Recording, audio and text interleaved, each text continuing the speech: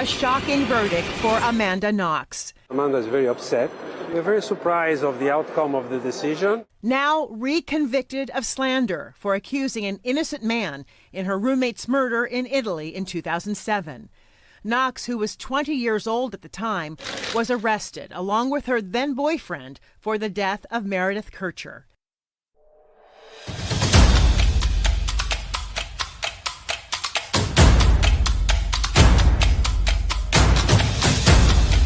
You are listening to the Roberta Glass True Crime Report, putting the true back in true crime.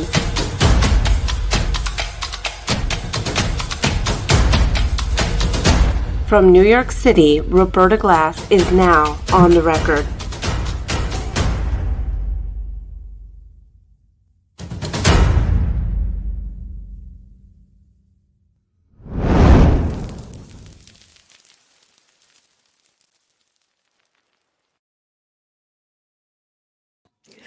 Okay, welcome. I'm so excited to have William Ramsey from William Ramsey Investigates back on the show. We've done probably more shows together than at least any other guest on my channel. And certainly last time we've talked about Amanda Knox and Joe Rogan. Oh, I think once or twice at least before. Am I wrong? Yeah, is it once or twice? At least once, right? Yeah, and back in 2020, her last appearance. Yeah, and she's back again on the Joe Rogan show to promote her book, Free: My Search for Meaning. No, that's not a joke. That's really called Free: My Search for Meaning. Welcome, William Ramsey. Roberta, great to be with you again. It's been too long, and congrats on your step up in the rankings. The top 1% in the world is a great accomplishment. So kudos to you. Thank you very much. So what did you think of this interview? What were your thoughts, initial thoughts? Well, I was actually shocked to see her back on a show, believe it or not. Like, I didn't think that, like, after you and I kind of looked at it, I thought maybe somebody would get a clue and, say there's a lot more to the story than he seems to think. So I was surprised to see her. And then I just saw it was like a redux of our last show, like watching her again. She starts off with this whole sob story, this whole thing that he was raped and Meredith Kercher was raped and murdered. This was back in 2007. And I mean, it just started from there. And also Joe Rogan they come out the gate almost like the West Memphis 3. You were connected to something you didn't do. So that first statement of Rogan is just right there. And people who know this case know that she was convicted at least twice. I mean, those convictions were overturned, but at one point she was literally convicted, and she still is in litigation. She's still undergoing a appeal for her calumnia conviction. So she's on this show, and she's still in the court system in Italy. So, right. So that was the Supreme Court. She doesn't really have much of a chance of, my understanding, of overturning her conviction for slander, which means she's a convicted liar. And there is Joe Rogan. And he's not just the first interview, he was a much more of a kind of receptive listener, although he did, chime in and push her story. This time he is a full-on propagandist. And at one point he says, who are these people that think you're guilty? Are they even people? Do they even exist? Do they even mean anything? Everyone knows, he says at one point, everyone knows you're innocent.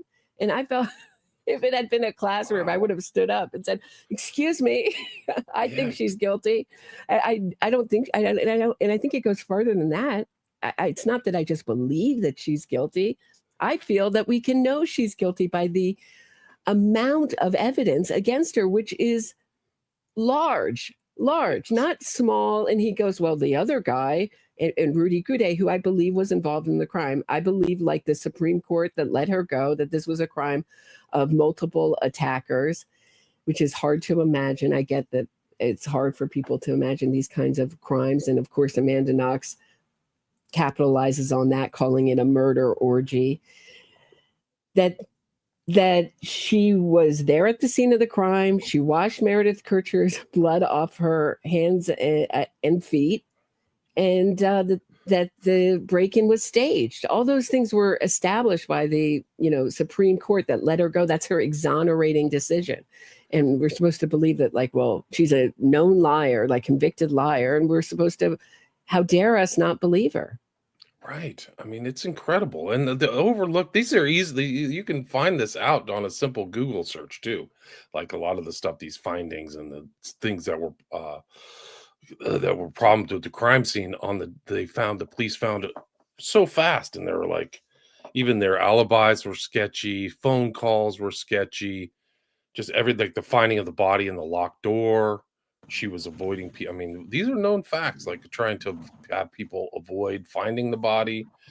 Rudy Guday has also been on record, like telling his side of the story that, she was there. He has not changed his opinion. She should sue him basically for slander, right? He should be in court with her because he's placing somebody he thought was there and her on the scene of Meredith's on the night of the death. And Joe Rogan brings up this DNA. He goes, well, how dare this prosecutor and her new relationship with the prosecutor take center stage we might have to do a part 2 because of this, but in a good part of this interview, her newfound relationship with Manini, who prosecuted her newfound, it's not quite a friendship, it's a relationship. Right. And what a saint she is to forgive him for doing this horrible thing to her when she did nothing. And then Joe Rogan steps in and says, well, yeah, I think he was a horrible guy. I'm not as nice as you are. I mean, there was DNA evidence that implicated Rudy Guday. But what they're leaving out is that there was a ton of DNA evidence that implicated Amanda Knox, namely, and this is really important, the DNA that lit up under luminol in multiple places of the house, which means that it's mixed blood of Amanda and Meredith Kercher in the bathroom, the hallway, and the room of the staged break-in. And we also know that Amanda Knox had staged a break-in as a prank, as a sorority prank. So, this was not uncommon for her to stage break-ins. And she was like, how dare they think this break-in was staged? And there's no, for those who say, well, it's just luminol, other things light up luminol, like, well, first of all, they'll say bleach. And if that were the case, there would be no DNA found. That would destroy DNA. And second of all, then they go root vegetables, that Amanda Knox somehow, rubbed root vegetables on her feet and it lingered with the Meredith Kercher's blood somehow. But no other DNA that lit up under luminol was found of the other two roommates, Philomena and Laura. And no one else falsely implicated themselves. I'm going to say falsely with sort of a wink and a nod, implicated themselves under questioning. It was only Amanda who was constantly changing her story. Once Raph pulled, meaning her boyfriend, Raffaele Solecito, pulled her alibi, then her story changed and she started to falsely implicate her boss, Patrick Lumumba, who was nothing but nice to her. So, and who she still owes a ton of money to, no matter how much money she makes from her books. I think she made $2 or $3 million from her first book. She's never paid him back. He went to jail. She literally blamed the black guy, like the classic trope, like put it on the black guy. He went to jail for that. And he also, underwent reputational costs. So, right. She never said sorry. She never mentions it or says sorry, which No need to say sorry, nothing. And he got himself out with his own ironclad alibi. But here is Joe Rogan. The interview starts off with, you're connected to something you didn't do forever. Right. Incredible. He should know better. It's interesting because in the ads, there's like an ad that says, I want to know knowledge about everything on any subject. And then he has Amanda Knox on his show. It's like such a joke. And she also engaged in the weird laughing that she did in the last one we analyzed 4 years ago. Is like her laughs really are, to me, are very off-putting. Yeah, she's got that very off tone. I think she's very much a psychopath. And her main interest, and there's at one point where she says, do I now that I've exonerated myself, and of course she's now part of the I thought this was interesting. The California Innocence Project has now changed its name to the Innocence Network. And this is right after they got a lot of bad press because they are trying to free Scott Peterson. So now she's sitting on the board of that same organization. Correct me if I'm wrong, if I got that confused. If it's another California Innocence Project. Oh, maybe it's the Los Angeles Innocence Project. Maybe I'm wrong.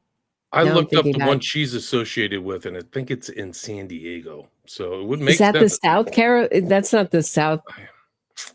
Southern California. Was the one that's another one that's had a scandal too. Yeah, it's a different one. It's not the one. Okay. Why are they renaming themselves like a cult? Is what I want to know. So correction. That's not. That's right. That's the Los Angeles Innocence. There's so many Innocence Projects. You're right. It is that. So I was like, why are they renaming themselves? And why is Amanda Knox sitting on the board? What reputable organization would have a convicted slanderer, liar sit on their board? But never mind. But I thought everything would change with Joe Rogan after they had Sheldon Johnson on. So if you don't know this story. I do. I know Sheldon Johnson very well. He was on there with the guy from the Innocence Project. Wasn't it Dubin? Josh Dubin. Yeah. He was also, strangely, he was the juror consultant, right? For Charlie Adelson. For Charlie Adelson. Right. Yeah. So he's trying to bamboozle the jury with all this stuff. And he basically sells Charlie Adelson his services, and Charlie Adelson gets convicted in record time. I think it's like a 2.5 hour time. He's out of there before he's ever convicted, but he's left the scene. Anyway, Josh Dubin comes in with Sheldon Johnson, this man who he said was not innocent. So it's something different. So forget if you've ever thought that any of these exonerated quote unquote people are guilty. Like I happen to think that come on the Joe Rogan show, this is different. This is different than all the innocent people. This guy is guilty, except he was given an exceedingly long sentence. And the reason he was given a sentence is he was a gang member. He was particularly violent, and the judge gave him a break 2 times because his father, who was, I believe, a deaf mute, was involved in the, had been in prison too. And they say, look, it's this generation of prisons, being in prison and violence handed down generation, give him a break. And he said, but next time you come in front of my court, I'm going to, throw the book at you. And they said, well, and so he did, and he gave him 50 years. He shot a guy, Right. And they said, well, they just injured him enough. All he had was a Band-Aid, a cut. But I mean, he did try to kill a guy. It was attempted murder charge, and a gun charge, and he got 50 years. And so these wrongful conviction, type organizations got him out. He went on Joe Rogan, all about how he changed. He was introduced on the Joe Rogan show as a miracle, an incredible person, had fully taken every class that you could take in prison to fully evolve and not ever reoffend. And he was working with, like he was a Bloods guy. So he was a gang reform guy, right? Wasn't that his thing? Is like no, he's working in like what do you call it? It's like youth, right?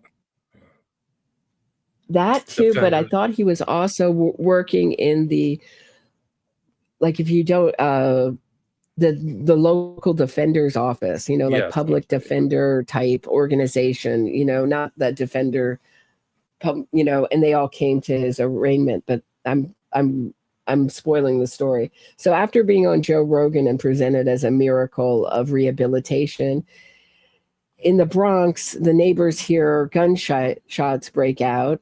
And before they hear the gunshots, they hear a guy going, I have kids, man, don't, and then gunshots ringing out. And then they see on the CTV footage a guy coming in with all these different disguises in and out in bags. And they found, so what happened was Sheldon Johnson killed his friend, and he kept some of the, and then he dismembered his body and kept some of the body in his apartment, and some of the body was found in his freezer, and some of the body was found in the victim's apartment.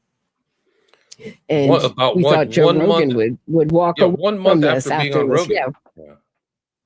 Right. We thought Joe Rogan might walk away, but then he's laughing. He's like, "Oh, we had kind of an unfortunate incident last time, Josh Dubin, you were on. An unfortunate instance." That's what he called a guy who murdered. Just unfortunate. And they just laughed about it like it was nothing, like a bunch of absolute callous, cruel people. It was really chilling.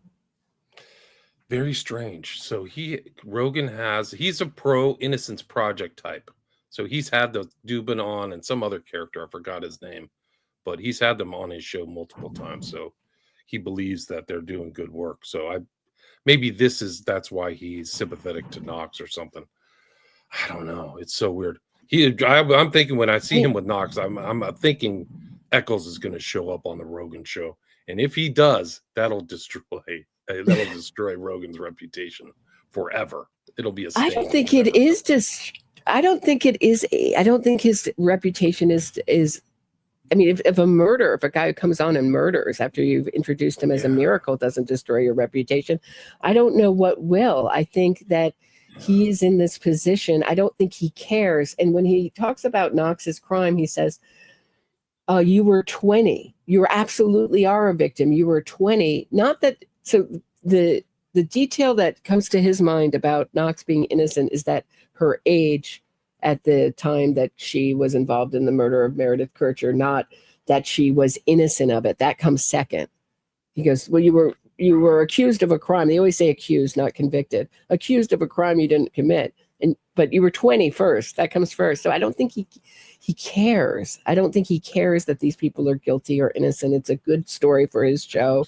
Right. America can't get enough of this innocent story, and the money is so good. So it's benefiting him. I mean, the money that these stories bring in, everyone wants to listen to a wrongfully convicted person talk, right? And their story and bitch of about the legal system and how the woe was me and how the legal system did them wrong, right?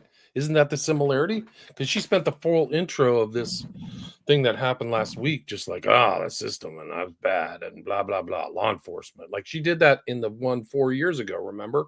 She had like a planned canned statement. Blah, blah, blah. It was like the West Memphis 3 trope, I was convicted for a crime I didn't commit. They always say that all the time. All the time, right. And I was accused, and now she calls it a murder orgy, something I had nothing to do with. People going into their echo chambers and fighting online. That's what she's saying about her case, that people were going into echo chambers and that they couldn't get to the... Meanwhile, her father had got in a PR team before he ever hired a lawyer, $1 million put into... Right. propagandizing the American public. And now she's going to say that her case was famous not because her father hired a PR agency, but because people went into their echo chambers and fought online, and it was a case for whatever reason pinged all the right buttons in all the right places.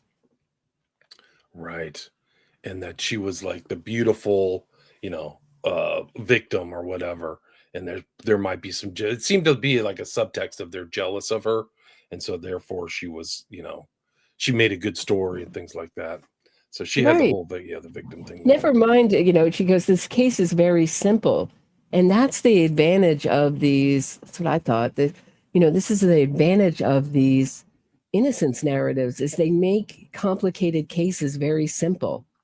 Like I did nothing, and they just pulled me in and got me to falsely confess, and because they were so mean to me. Right. Meanwhile, she was given, offered chamomile tea, and offered to go down to the before interrogation to get snacks out of the vending machine, before her horrible, before they started to torture her, according to her. Right. It's the same as Miss Kelly, right? These overlapping things. Miss Kelly was kept for 12 hours and tortured and whatever, and they confessed. It's the same baloney, same media baloney.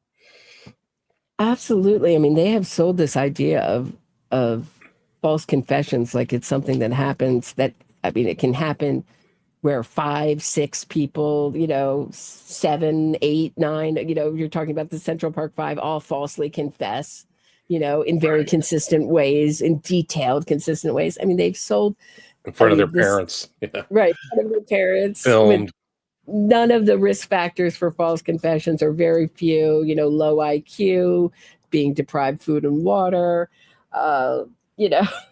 having very little of those risk factors. We're going to have these false confessions now. So they've really sold us kind of these rare things. Like, I mean, I believe that, wrongful convictions are very rare. They've sold them as just every day of our justice system is just doling out tons of them because they don't care, because these prosecutors don't care. They just want to win.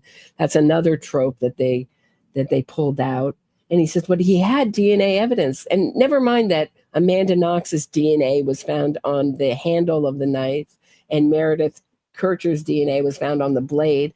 Just that was in Solacito's house, right? It wasn't even on site. Right. Right. Yeah. So that they've Rudy Guday, no court that has ever looked at this case has thought that one guy did it alone. So you would have to say for Amanda Knox to be innocent, you would have to say that all the DNA evidence that convicted Rudy Guday is right, but all the DNA evidence that convicted Knox and Solacito was wrong and corrupted. And when it's the same investigators and, same lab, doesn't make any sense. Right. I mean, yeah, there's a lot of evidence. Even outside of the DNA, just like Guday's statements and things like that. I mean, what they got convicted of a lot. And my understanding is that the final decision in 2015, it was that the DNA wasn't kept properly, so they couldn't properly convict. Right? Wasn't that really the problem? Is that the storage of the evidence was at fault? Therefore, so it wasn't like there wasn't enough evidence. It's just that the evidence had decomposed, right? Isn't something like that? They said it wasn't. So it was basically a political decision to. Hillary Clinton was threatening to go over there and free Knox. I mean, they had whipped up through PR the American public into a frenzy, and the politicians, including Donald Trump, not mentioned in this interview. Interesting. Who gave Amanda Knox money. And she never thanked him, and surprise, and advocated for her, and so, that's never mentioned. So yeah, it was kind of a political decision in a court that really didn't have the jurisdiction to throw out the evidence. Is my understanding that final court of cassation is just to evaluate all the undercourts to see if everything was done by the letter, not to reevaluate the evidence. But they did. The only way that they could let Amanda Knox go with a very damning decision that she was there at the scene of the crime, that she washed Meredith Kercher's blood off her hands, and that this was a crime of, multiple attackers, all very damning decision. When the decision that let her go, the only way they could get to that decision was by throwing out all the DNA evidence. I mean, have you ever heard our favorite? I mean, not that we, Alan Dershowitz talk about Amanda Knox? No, I'm afraid though. What did he say? You want to hear him? Oh, hold on. I do. Joining us now to talk about what's next in the case is Alan Dershowitz. He's a professor at the Harvard University Law School, author of Taking the Stand. So much confusion here about what this case would mean if it was in America, for example. Let's first of all clarify this issue about double jeopardy. She can't be extradited because under US law, double jeopardy doesn't exist. Well, there would be no double jeopardy under American law if an intermediate court of appeals reversed the conviction, because that's not a final judgment. That reversal was then reversed by a higher court. So there wouldn't be double jeopardy under American law. There is no double jeopardy under Italian law. There are thousands of American people in jail today on the basis of far less evidence than was presented against Amanda Knox. The evidence against her is very, very considerable. You wouldn't know that by listening to the American media that has been saying repeatedly that there's no evidence against against her. She falsely accused somebody of committing the crime. She created a false alibi. She first admitted she was at the scene of the crime. They found forensically that multiple people had to commit the murder. The person who was convicted of the murder said she did it. The evidence is very, very considerable. Now, that may not be enough to persuade everybody or even to go beyond a reasonable doubt. But for people who say there's no evidence, they're just not telling the truth. There's considerable evidence, and she would probably be extradited under the law if she were if the conviction were affirmed. Now, this has become a very political case in the United States. Politicians and the media are all saying that she was innocent and that she's been railroaded by a court system that sounds like an Iranian court system. But that's just not true. And so if the case is decided under the law, she will be extradited. If it's decided by politics, perhaps not. And a lot of people in Italy do feel as if their legal system is being questioned unfairly as a result of all of this, because, as you say, it's emotional, it's political, and there are other high-profile cases for extradition in the US to get people on. So there we go. There we go. I mean, we're not a huge fan of Alan Dershowitz, but as you know, I've been very critical of him on this channel for his involvement with Jeffrey Epstein and other cases. But on this case, he happens to be right. Yeah, rest in peace, Virginia Giuffre. So sad. He said she had sex with him 6 times. So, and the court case. He had to, and then she had to publicly apologize to him.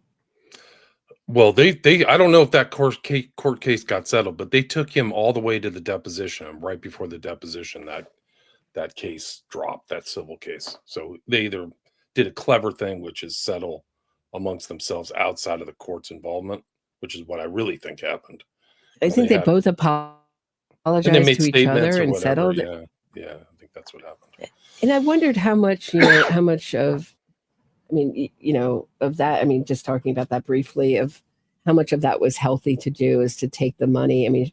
She's to take the money with Prince Andrew and settle these cases. Yeah. So obviously it's appealing for a lawyer, but at how good it is for your soul, I don't know. I don't know. I think it cost her a lot. There's questions. Her dad said she was not suicidal. So, she was a fighter all the way till when she ended up passing away. So she was in Perth, and she was an enemy of the crown. There's no question about it. She took money from Prince Andrew. Yeah. And a lot of other people, a lot of powerful people. So anyway. There are pictures of her I don't as know. a 14, 15-year-old with Epstein in France, like literal at some party or something crazy. Right. And had she not had that picture of herself with Prince Andrew, who would have believed her, Right. That was the difference, was that picture was just so damning. And Ghislaine, right? I think Atwood went to that flat and confirmed the staircase and the door and all the stuff that was pictured within that picture. So yeah, that's another story. Andrew is such a dummy. Yeah. So back to Amanda Knox. What other things stood out to you in this interview? She kept talking about her family, and it made me sick. Like it was almost like a gloating thing, like her kids and her vulnerability and stuff like that in her house. While Kercher ends up dead in Perugia in 2007 and doesn't get to live a full life. And her family and sisters are haunted and marred by this death that, to me, she's obviously involved with. And Solacito and Guade. I think they all were involved. But there may be others unknown. I don't know. Those 3 definitely seem to be, for me, in my opinion, that are involved. So to hear her talk about her family and her kids and stuff like that and kind of humanize herself while somebody's ended up in the morgue is disturbing. It's disturbing as hell. Very disturbing. And then she also says that she's a victim. She calls it a murder orgy, and she says, I'm a crime a man committed. So she knows that men statistically, as far as sexually motivated crimes, are in the 90s, and women commit very little of them. But what she leaves out is that there was a size 37 woman shoe print in Meredith's blood found in the room of the murder. Also, there were women-sized fingerprints on Meredith Kercher's body.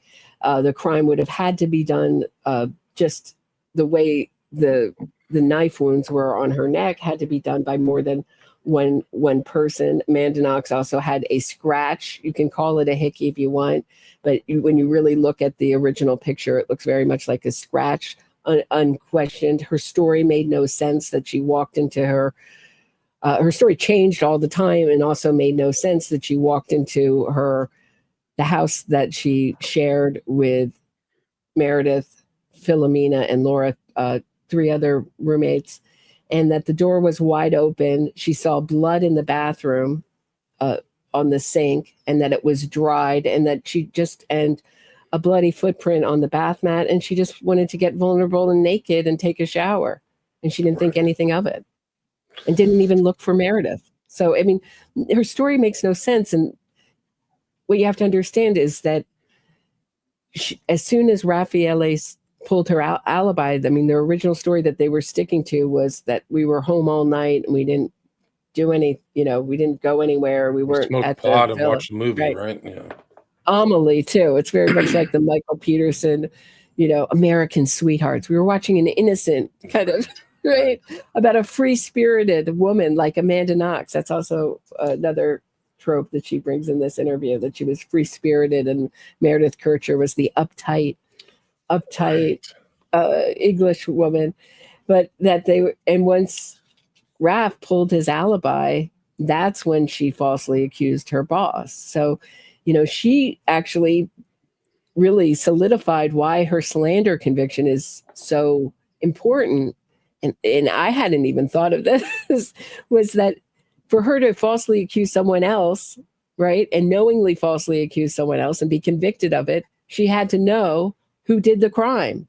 And she's like, and because of this court of castation, meaning the Supreme Court's decision that decided that I was there at the scene of the crime and washed Meredith Kercher's blood off my hands, and that this was a crime done of multiple attackers. Strangely, Amanda Knox has never looked for the other attackers. Only, she strangely disagrees with, right. Yeah, only Rudy Guday. Right. Only Rudy Guday.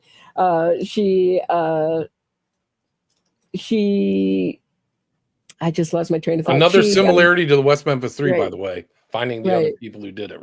Right. She's not looking for the other two. Yeah. She's disagreeing with every court that's ever looked at this case, that one person did it alone. And boy, is Joe Rogan just hammering it home. Like, you're a victim. She's like, I want to tell you a story. I was in Los Angeles, and basically what happened, she says, and she's such an unreliable narrator, who knows, someone broke into her home, and her husband, she had to protect her 2 young children, and her husband was there, and she thought, how can I jump out of the window with 2 kids, and can I barricade myself in this room? So she's worried about being murdered again, and this is a theme with her. I could have been murdered too had I been there. I would have been the victim, not that. Right. And it just kind of, there's a theme of female vulnerability in this. Right. They're talking about fighting and self-defense, and she invites him to work out with her. Wow, that you better be careful. But like these things of she's propagating this view of her as this, oh, woe is me, and I'm not capable of doing anything violent, physically violent or anything. And there's an interesting exchange where he says, oh, well, that's just like any upstanding Christian would want to be. And she goes, I'm not a Christian. And then I was reading through her book, like My Search for Meaning Free. I got the free pages. And literally on page 39, it starts with, there is no God. Deep down, I knew this the day Mom's boyfriend, a devout Catholic, chased me through the house, fury in his eyes. So she knew there was no God from a very early age, which for me is like, okay, your worldview is much more flexible than somebody who rigidly follows the Old Testament or New Testament or something like that. And that's actually, and also this kind of duality, she's comparing her. She's still obsessed with Kercher in this new book. Like, she's talking about Meredith a lot and making her look bad. So she's not like, Meredith is not some great person she knew. She's telling about her casually hooking up with Italian boys and asking for condoms and all this other stuff like that. And I think that it's a bit of a snipe for me, for her. So, and that's a theme that goes all the way back to 2007, is that they did not like each other, right? That they were different, oil and water, right? Right. So Amanda Knox didn't clean. She played the same guitar note over and over again, driving everyone crazy. They had a chore schedule. Amanda Knox didn't respect it. She didn't flush the toilet, which is an interesting parallel because Rudy Guday gets an upset stomach in this and takes a dump in the toilet, and Amanda Knox saves it. All she wants to show the investigators is his prize poop. She doesn't flush it, right? So she can, they cleaned up the scene. The scene of the crime was cleaned, I believe, very much by Raph and Amanda, and they left what they thought was, Rudy Guday's, traces of Rudy excrement, and what they thought was the things that he touched, and sometimes they were right. But they in that interview, right? the interview that Guday did in 2016 with Italian journalists, you can watch it on YouTube. He says, like, why is there so much evidence of yours and not theirs? He said they washed everything up, they cleaned everything up, and that's right. So and staged the fake intro on the second floor, broken window that had glass on top of things when it should have been under the rock and all this stuff. It's obviously staged, right? And I mean, you can say that they put bars on the top windows that can help you climb it, but they had to get a professional climber to climb the windows to show how easy it would be to break in. But if you're not a professional climber and you don't have those extra bars that were added later to on the second windows to pull you up, it would be very hard to scale that wall.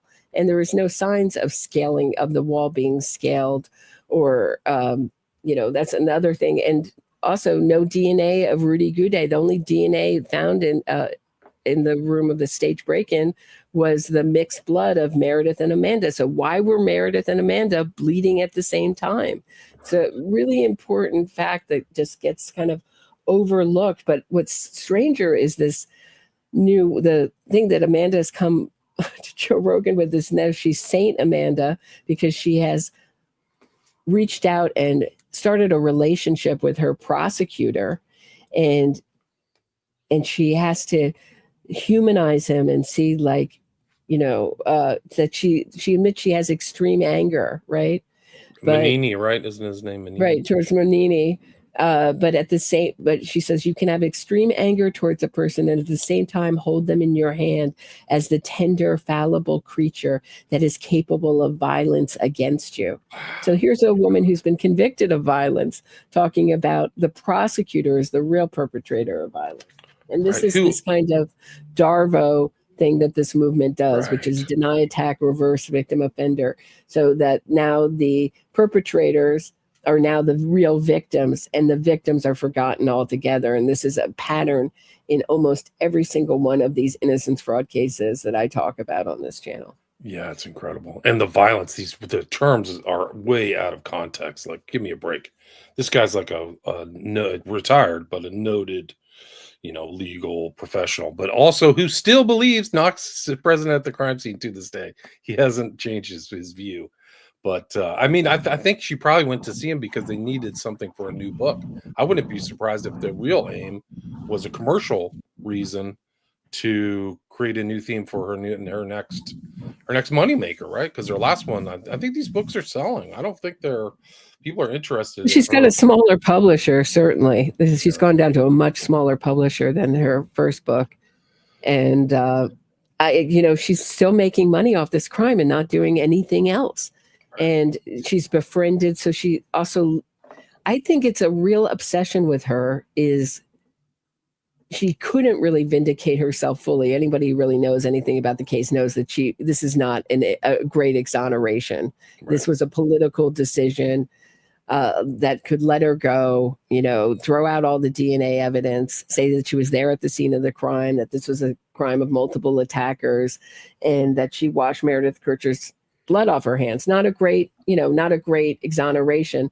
But so there's one part in this interview where she says, well, if I don't know if she said she already exonerated herself, but if I can I exonerate myself in the court of public opinion?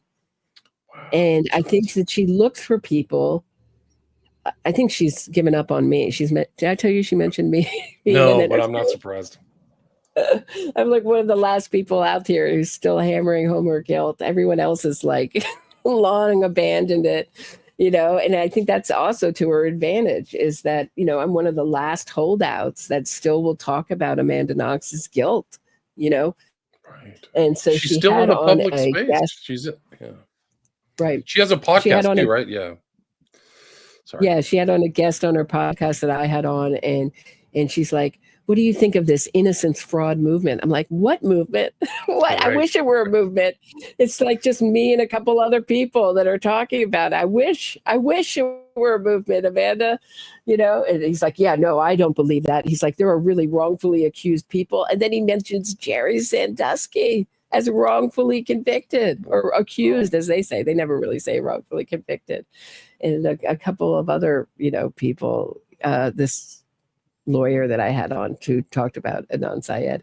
So, I mean, I think that, she's always looking to convince the people, I think, because that's where it's most convincing to the public. If the prosecutor now thinks she's innocent, if she could actually bamboozle it, would give her a great feeling of power, as a psychopath, to, fool even the prosecutor and get him to come to her side. It didn't work, but okay.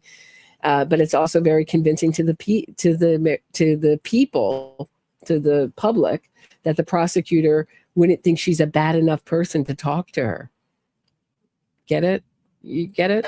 That's key for her, what people think of her. Yeah. It's always really important that people think she's a good person. Now she's like a saint because she's forgiven the prosecutor. Yeah, she's been so big for doing that. But like their book is really something else. Page 41. There was a large crucifix on the wall, the limp body of Christ looking over the judge's shoulder. As my trial started, I began to understand how much that Catholic worldview would determine my fate. And then it goes on. These are two most prominent female roles in the Bible. The two Marys, the Madonna and the whore, the virgin and the prostitute. Those archetypes had traction with the jury, the judge, and the world. They were roles in a fantasy about good and evil. It was a lot easier to paint me as pure evil, the ultimate sinner, by painting Meredith as pure good, the ultimate saint. And it was a disservice to both of us. I don't believe that narrative really was that. I think that they called her Foxy Noxy or something like that. But she goes on, watching this unfold, some members of my family recommended that I started wearing a cross to court. They were realizing, just as I was, that appearances seemed to matter more than the truth, and that my fate might depend on something as simple as whether or not I fit the image of a good Catholic girl. There's the image again. But I refused to lie. I didn't believe in God, and I wouldn't misrepresent that I did. She doesn't believe in God. It's so crazy. Yeah. But this whole thing about her image and her perceptions is really something else. Yeah, she's very much obsessed with that. Because it's all about her. Always all about her. Meredith's name never gets brought up in this 3-hour, 20-minute Joe Rogan interview. It never gets spoken. I mean, actually, no, it does get spoken once. She says, it's incomplete, though. It's Meredith's family and friends. But otherwise, it's referred to as her friend. That she, it's another way to try to con the public to say, we were friends. They weren't friends. They didn't get along.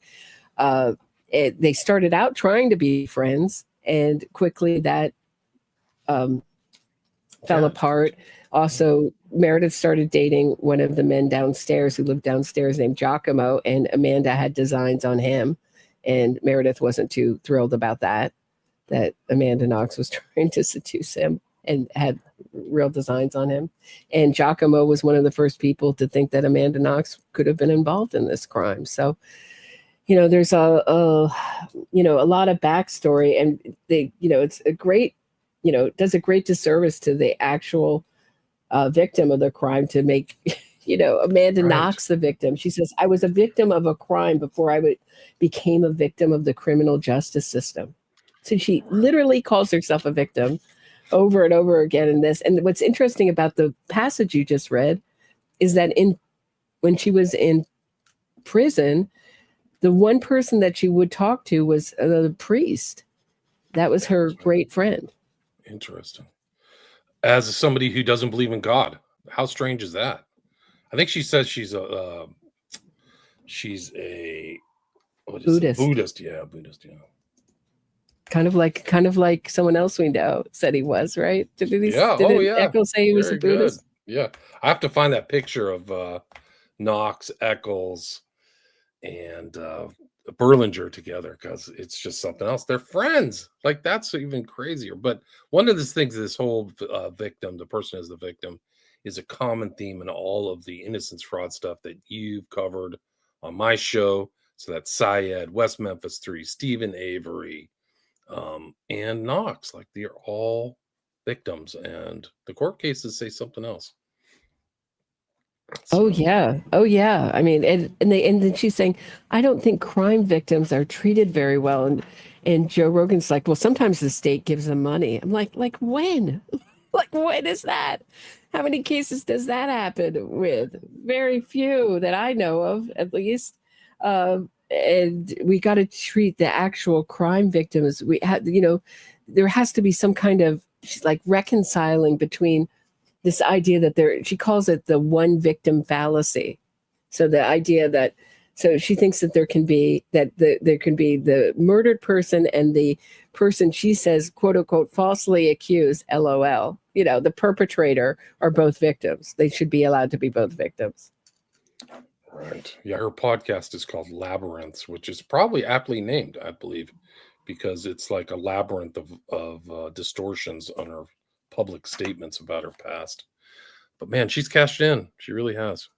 Oh, it is definitely. And the other, she's advocating with this Innocence Network. It's Innocence Center, I think, is what it is. Center. Thank you. Innocence Center.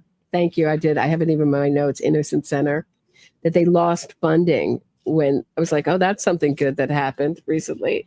They lost their funding. And he's like, why? He's like, and she's like, well, I think there are certain buzzwords we used. Who would lose their funding over using buzzwords? Probably. Right. What did she say? Like, free was the buzz. What was the buzzword? It was like free or something like that, or it was like a lame term. Right. And innocence and justice should be bipartisan issues. And too often, both sides of the aisle are pushing for this innocence fraud. And, because the American public loves it. They just love this story. And it doesn't really matter if it's true or not. They just want to hear it over and over again about how these prosecutors, another theme of this is these prosecutors can't admit that they're wrong, don't care about the truth. Right. I mean, it's just not anything close to reality. Yeah, don't follow the evidence. I think she said that back in 2021. It's who buys this? Come on, man. Come on, Joe. Joe should know better. I'm still in a conversation with that crazy story that was written about me, and the fact that my entire identity is now wrapped up in the death of my friend that I had nothing to do with, and I'll forever be defined by. Because it's such a she has a weird psycho stutter. It's such a captivating story. And Joe Rogan chimes in, because the prosecutor was dead set on winning and wasn't necessarily interested in the truth. Right. I mean, this is like the way. This is like. I mean, this is like a real script. Yeah. Isn't it? Yeah. Terrible. At a certain point, somebody with some critical and analytical skills has just got to go, this doesn't make any sense. Come on. It's just like the West Memphis 3 or something. There's so many court cases and so much information that contradicts what she says. It's really something else. Oh, here you go. You sent me the Innocence Center. Thank you. Yeah, that's it. Right. She's on there smiling. I mean, it's kind of creepy. Like when you see her with this group of people and she on the board, she's got that creepy smile. Oh man. Yeah, let me just share it. Let me share my screen so I can show what I'm looking at here. I mean, it's probably, just so much money these organizations pull in, donate, launched in 2023.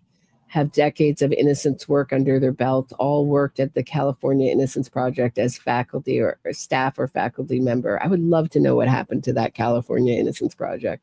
Collectively, the group has freed more than 40 people who served 560 plus years in prison for crimes. Oh, here it is. Crimes they did not commit. There you go. Yep. Right? Otherwise, you might think, why were they convicted in the first place?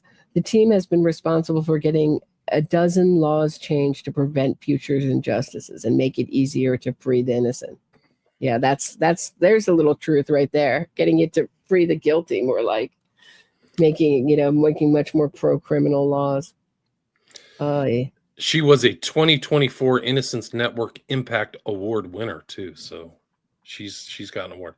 These are just, and I think Jason Baldwin is on some Innocence Project thing in Texas as well. So, and here's the T-shirt Exonerate, which is Marty Tankleff, another guilty person. That took me years to make that episode. It's called "Did Keith Raniere?" Who's Keith Raniere, the NXIVM guru's lawyer. So he killed both his parents, his adopted parents, Arlene and Seymour Tankleff.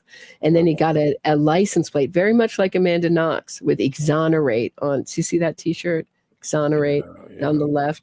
Wow. You gotta, so it's like very important, like this, that they take on this public innocence. It's because it's built on sand. It's built on lies, more like.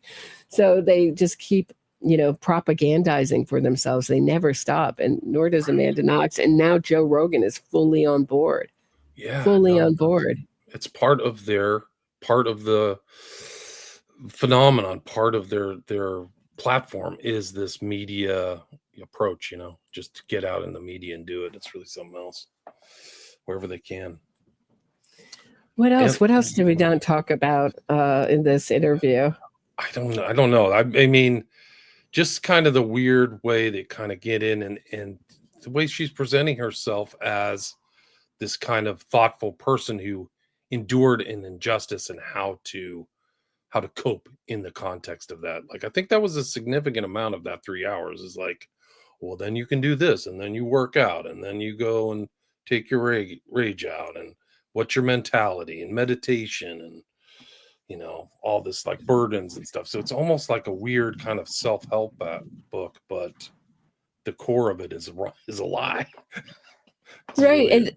And if you look at the comments, I was shocked by the amount of comments saying, I didn't think Amanda Knox was guilty until I heard this interview. She's befriending the prosecutor, get the F out, type stuff. And she says, I don't wish jail upon her prosecutor. Why not? Why doesn't she wish jail? Wouldn't you be furious? And that's the thing that you see with these quote unquote wrongfully convicted people that really aren't these innocence fraudsters, is that they're never angry at the people that falsely convicted them. And they're very uncurious about who did it. Like, right. If Amanda Knox really, knows the evidence, she would know that every court that's looked at this said that this is multiple attackers and one woman's involved too. She's not curious as to, right. That would be the solution, involved. Right, Roberta? It would be over. Because once she found the actual killer, it would just be like, I am totally exonerated in court of law and in the public, right? Right. She's not interested in finding. She just interested in twisting and saying every court that looked at this is wrong. It was just Rudy Goudet alone who did it alone. Strangely let in somehow, I guess they'll say, very uncharacteristically that Meredith Kercher let him in. I don't think so. And strangely, they started fighting about 300 euros that were on Meredith Kercher's bedside that were missing. Amanda and Meredith, that started this whole thing. So, she really plays up this idea that she was raped and a woman couldn't be involved in that, or it couldn't have happened, afterwards, like she couldn't have been involved in one element, and it couldn't have happened with her there or with her knowledge. Right. So I think that's part of the that's thing. Really like, played up. Well, I'm a woman, women are vulnerable, and there was a rape, and I'm a woman, and women don't rape and they don't kill. So therefore I'm not associated with it. But I mean, Solacito, they only knew each other for a week, and Solacito was into really dark stuff. He was into like murder videos, and there's pictures of him as like a butcher with blood all over the place. And I think they were kind of like a short-term kind of fed off each other. Her strange personality defects and him, and a lot of weed, right? Didn't he say like, I'm never smoking weed again? When he went to the police or something like that, if I remember. Yeah, but also I think there was also probably some kind of stimulant drugs involved, because she was going through tons of money. She was going through thousands of dollars, in her time there. And so her supporters will say she was buying truffles and chocolates and stuff, but not likely. She doesn't seem to be sleeping a lot, so I think there was, and she also says that how dare this prosecutor falsely accuse her of doing this when she had no criminal record, but she did. And so did the only one who didn't was Rudy Guday at the time. So she did, and Raph did. She had held a party where people were throwing rocks, and you can say it's small, but this idea that people have, your life in crime has to start somewhere. At 20, was she supposed to have an extensive life in crime? Growing up in the suburbs, I don't know. Right. What was Solacito's crime? What was he convicted of? He was convicted of possession of hash. Okay. So. Yeah. So, and they've sort of hinted at him being involved in maybe harder drugs, and his father kind of keeping an eye on him was part of that. He was trying to keep an eye on whether he was keeping sober, which obviously he wasn't. These crimes between psychopaths are on very, the relationships are on very quickly. If you look at the way Carla Homolka and Paul Bernardo, got together, very much similar to Raph and Amanda. It's like they meet someone like them, and it ignites very quickly. But she says, I'm mothering my prosecutor through his psychological tantrums. She's the great mother, the great sort of, it's like Amanda as the great saint of this. Right. The great saint comes back to share her wisdom with the masses. Wow, it's not share. Incredible. She's to sell her great wisdom to the masses, I would say, not share. And can we talk about her relationship with Monica Lewinsky? Yes, please do.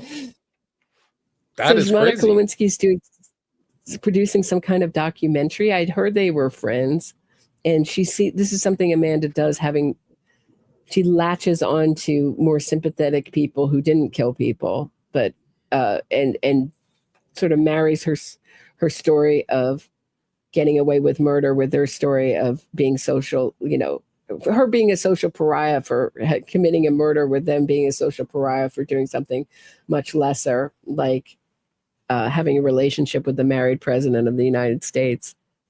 What do you think of the whole, I think it's just, the strangeness is never ending. I think we could probably our careers can be based on these Innocence fraudsters going on media shows, because it just doesn't seem to stop, and it like metastasizes and there's new connections. I mean, I just was so shocked that she showed back up on Rogan. I was like, what? I thought it was an old clip when it popped up. I was like, no, he didn't do this. And sure. Oh, he'll never stop. He'll never stop. He'll be just propagating these like innocence fraud, innocence fraudsters, and pushing this wrongful conviction movement to the hilt, no matter how much it, continues to backfire. I didn't think it could get much worse than someone committing a murder, like cutting up a body a month after being on your show. Yeah. But they just laughed about it and called it an unfortunate incident. And then they did what now the wrongful conviction movement is doing now. So if they get out someone, so instead of thinking the logical thing to think, if someone gets out and reoffends, is maybe who's been, quote unquote, their conviction has been overturned, they would call it exonerated. Anybody who gets out for any reason is exonerated, whether it's on a technicality or not, or whatever, or by bamboozling the legal system, it's all an exoneration. The logical thing to think of was that person reoffends is they probably did the first crime. But the way that this wrongful conviction movement is heading this off is that they didn't do the first crime, that they were traumatized in prison And that's why they got violent, is from the trauma of being wrongfully in prison. And we saw a man who tried to kill a police officer. It's on my channel. I covered it. And he, tried to throw him out on just a routine traffic stop. He was like the, poster child for wrongful convictions. And the police officer had to use his gun and kill him because he, to save his own life. And they said that, it was probably because he was, again, it was somehow... It was the system's fault. The system's fault that he was traumatized from being in prison so long for being wrongfully convicted. LOL. Right. No, I posted something on social media that Rogan was out to dinner with a bunch of like Innocence Project people. Like he was promoting this as a good thing. Like, here I am out with all the Innocence Project guys. And I reposted and said, here's Joe with a bunch of con men. I thought it was Dubin and all these other people. Like he cannot, I just can't believe he can't see through this already. Like, come on, dude. You literally had somebody die, kill somebody. You got out, helped get out of jail or help rehabilitate in the public eye. And I mean, there's a reason we have jails, and all societies have jails. There are people who break the law and don't mind breaking it over and over. So it's just like, wow, this is, I mean, how much is I'll ask you a question. How much is Joe Rogan culpable or blameworthy on promoting all this on the #1 podcast in the world? I think he's very culpable, but as many times as these people reoffend, it's also our media, which is interesting that it's brought up by Amanda Knox and Joe Rogan that are, of course, Amanda Knox brings it up to say, well, those rare people in America that wrote about her guilt just were going with the best story. That's obviously not the best story. The best story is the most unusual story, right? Which is someone who's a girl who's, a young woman who's wrongfully accused of a crime of killing her roommate in Italy. That's the best story. No, isn't that the best story? Not that she did it, but she's going to say it's that she did it. And that those journalists that wrote that were just saying that they are taught by their profession to go with the best story that's going to bring in the most money, which is, again, a kind of Darvo technique. She's taking the narrative of innocence fraud, which is these journalists join in because they're fraudsters themselves. They're ideologically aligned and they want to cash in. The money is on the other side of the movement. There's so much money. It is a multi-billion-dollar movement, this wrongful conviction movement.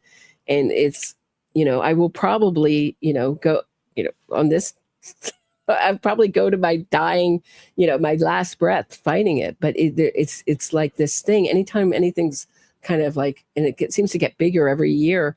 It's like this snowball. It's making people more and more money. And anytime, I mean, look at Scientology. That has been, it's not like the wrongful conviction movement. That has been exposed 17 different ways, Scientology, and it still goes on because it's still making people money. It's very hard to stop something that's making people money, and that it's also very hard to correct because these cases are complicated. The truth is in the minutia of these cases. I mean, we can, I try to present them as simply as I can, but I don't have time to go through all the changes in Amanda Knox's stories. And there are many changes in her story from, when she got, from when, and she also said she called the police. She never called the police. She said, last time I called 911, the police punished me for it. And, or somehow she uses a different word. I was betrayed by the police. She never called the police. First, okay, so what they did with Meredith's phones is they threw them in someone's garden. That's right. So she couldn't call for help, which is the real cruelty of the crime. And secondly, they have these kind of like the postal police come, which are someone had found the cell phones and they tracked them down to Meredith's home, right? Because they belong to Meredith. That's when Raph called the police. Not Amanda, called the police, and they said that nothing was taken. Somehow he knew that there was a break-in and nothing was taken. Right. And not that someone was murdered, or they were just reporting a break-in. And that when it came to, I think you mentioned this earlier, but we didn't really get to explain it. There was Meredith was behind a locked door.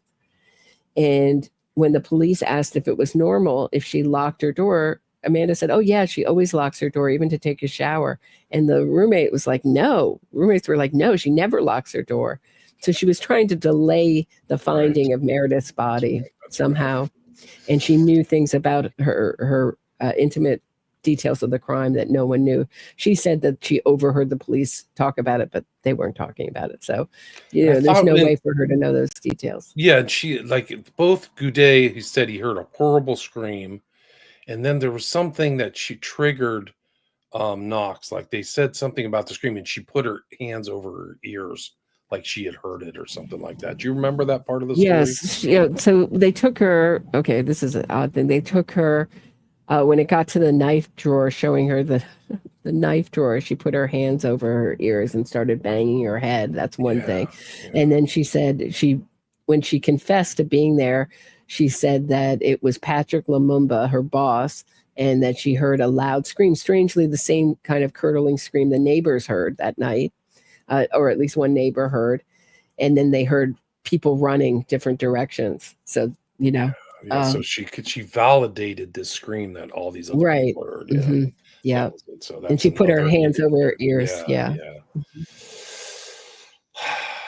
Yeah. Do you guys have any questions? I don't know. I can't believe she's on that show. Rogan. Come on, dude. This is bad. I don't think he cares that they're guilty. I just think he's totally out for himself. And he goes and he starts talking about people who are such losers, who care about things outside of their own control and who criticize other people. And I thought, what have you been doing? You've been criticizing the prosecutor, calling him, everything but a son of God through the, through the whole interview. So, I think that's really to discourage people from writing comments like about her guilt or criticizing Joe Rogan for taking this position. It's like he's going to get out ahead of it and say, you're a loser if you're writing me mean comments or you're talking about Amanda Knox's guilt. That's what I thought. That's a total joke. The comments really are worthwhile on YouTube. People check them out. Like, a lot of people are in the know. They get it. They get it because she's a very off tone. There's something about her demeanor that really, more than any other person that I talk about, that really, it scares people. Yeah. And she's odd. Yeah, she's odd. She laughs at funny times, and the florid language is also kind of a giveaway. Like, murder orgy. He used violence against me. It's like, this is so off tone. Like, there's no violence in the law. It's supposed to be a logical, objective, cold, unrelenting pursuit of the truth. Get facts and put it through a court system and make sure the evidence is correct. So to say that's violence is telling. I mean, it's really absurd. But yeah. Right. And I thought the more telling part was that she goes, there's some people who think that I'm not the victim, that there was only one victim, my friend, my roommate who was murdered. And they think that I should disappear. Now, I don't think she should disappear. I think she should reinvent herself and do something else that benefits the world, not this. Because I don't think innocence work. I think we have an innocence project. It's called our appeal system, right. And do something that benefits someone else. Do something else. Don't stay stuck in this. And she's tried and she's failed. And she quits everything she does. And she thinks that, she's like, there's some people who thinks that I shouldn't be profiting off of my murder of Meredith Kercher, basically, essentially. And Joe Rogan said, no, absolutely. You were 20 and you were a victim and you were wrongfully accused and you were in prison for years. Right. 4 I think years. 3 years. Yeah. 3 years. 3 years, 4 years. What was it exactly? Yeah, something like that. 3. Yeah. Wow. 3 or 4. Yeah. Something like that. And still in the court, still in the court system after all these years, almost 20 years, still, going through the process of determining her calumnia conviction, which has been validated twice. So, kind of like the West Memphis 3, 2 convictions. Yeah. Okay. Yeah. I got to wrap it up. Yeah. I got to wrap it up. Oh, okay. Sorry. No, it's okay. Sorry. Thanks for having me. Let me just I deal with really these appreciate super it. chats. Yeah, hold Okay, on one thank second. you. Let me just Okay, deal no with these problems. one second. Thank you, Mamager 81 for becoming a member. Tammy, Roberta, highlight. You love books. So do you buy books from people like her? No, I don't want to be lied to. I mean, I'll read it if I have to. If you demand that I read it, I'll read it. If you demand an episode on it, I'll read it. But what's the point of reading her book and being lied to? You know, a better book is Liz Huell's book, the manipulative memoir of Amanda Knox. I did read some of Waiting to be Heard, and it's just a lie-a-thon, page after page. Thank you, William Ramsey, for doing this. It was so nice Thank to you. talk to you. It's again. great to be with you again. It's been too long. Appreciate Let's it. do another one soon. People, check out all of Roberta and All right. I's stories. I'm about to repost your Larry Ray investigation too, so people can check out that at William Ramsey Investigates. Cool. All right. Yeah. Cool. All right. Thanks for doing Bye, it. Roberta. All Take right. care. Yeah, all the best. Bye. And then I want you to forget. She plunges a knife into Meredith's neck. The double DNA knife we won't forget. Spun cartwheels and then splits at the police station. Couldn't hide your relation. Daddy got you a PR team before he hired a lawyer. When your alibi fell apart, you didn't ignore employer. Let him rot in jail until he got out with an alibi. Ruined his life with your big fat lie. Murder made her rich. She's a psycho, a slut and a selfish bitch. She stole Meredith's life with the plunge of a blade. Never stops profiting off her crime. Murder pays and pays and pays. The city of Perugia will chase you out of town with pitchforks and torches. Like the monster you are.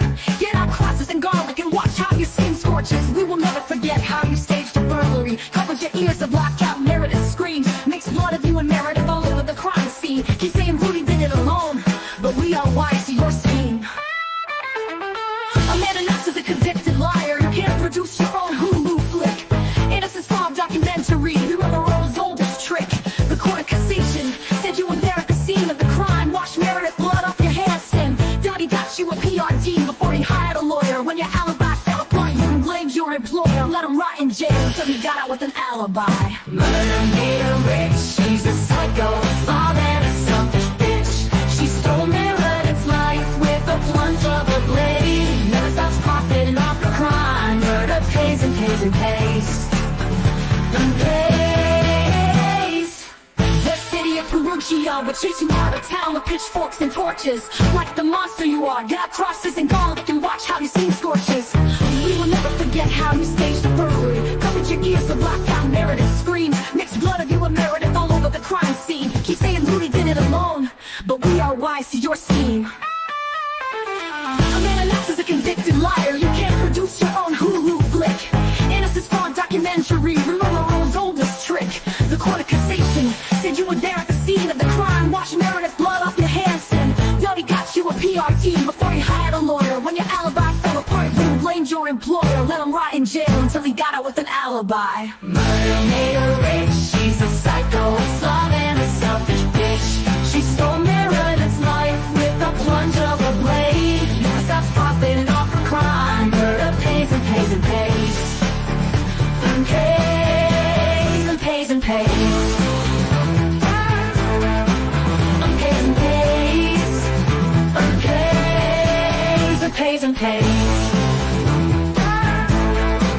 And pays and pays. And pays and pays and pays.